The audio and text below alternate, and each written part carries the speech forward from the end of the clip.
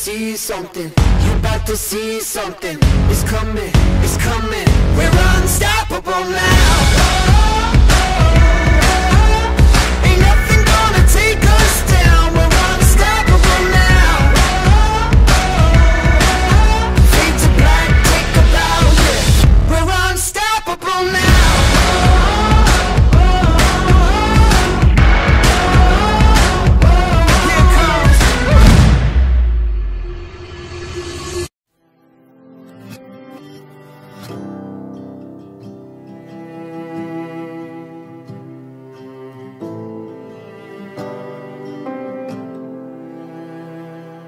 Nagtatanong, nasasagot bang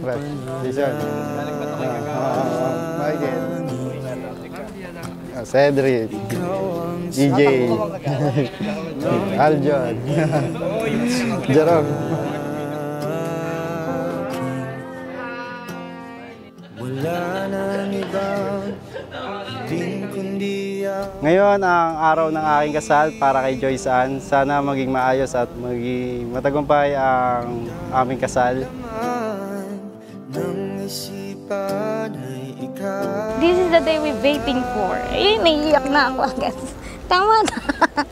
Matagal namin pinag-pray kasi ito eh. After 7 years, ito na, kakasal na kami.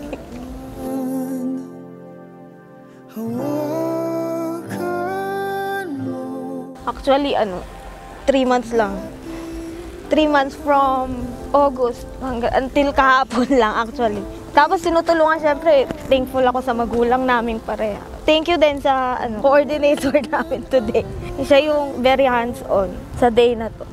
Hindi na magbabago, ako ay sa'yo.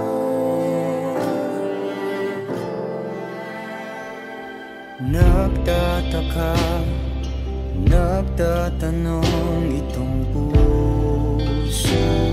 Actually, dumating siya ng hindi naman ako broken-hearted, gano'n. Pero dumating siya a year after nung breakup ko sa isang, hindi niya ako pinilit na ikwento ko lahat, gano'n. Tanggap niya lahat. At ngayon, until now, hindi niya alam kung ano nangyari. Tanggap niya kung ano yung before ako no. I felt love lang. Kamahal-mahal pala ako. Ikaw at ikaw sa isigaw, pag-ibig na ang ating natagpuan. Thank you. Maan. Echay. Thank you. Kutin sa Bet. Thank you sa pagpunta.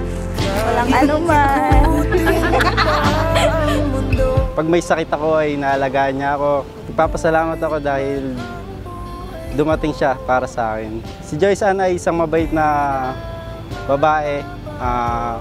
Kapag may problema ka, tutulungan ka. Mabait at masipag na babae. Siya ay tumutulong sa aking mga magulang. Kapag may problema ako, di niya ako iniiwan. Damhin aking puso't dinggin.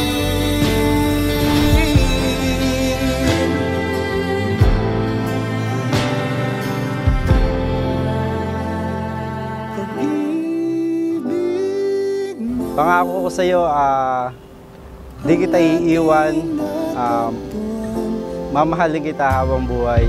Pag-ibig na ang ating natagpuan. Hawakan mo, huwag nating pagkawalan. Kahit ikutin ko pa ang mundo, umulit man ang buhay ko, hindi na magbabago, ikaw at ako. Love, the moment pa lang na tayo ay nagkita. Alam ko sa sarili ko, good things were about to happen. Di ako nagkamali dun. Pinaramdam mo sa akin yung saya, kilig, inis, Pero ang pinaka the best na pinaramdam mo sa akin is yung feeling na mahalin ng sobra-sobra. Huwag kang mag-alala, ang nais ko'y malaman mo, sinta. I still remember nung panahon na pumasok ka sa classroom namin para magpapirma.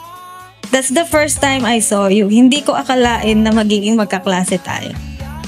Lagi ko sinasabi sa tuwing may nagtatanong kung paano tayo nagsimula.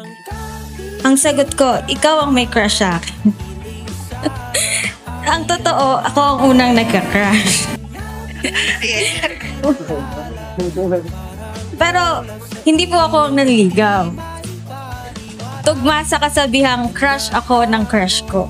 Thank you Lord, binigay mo yung crush ko. Bonus, magiging asawa ko pa.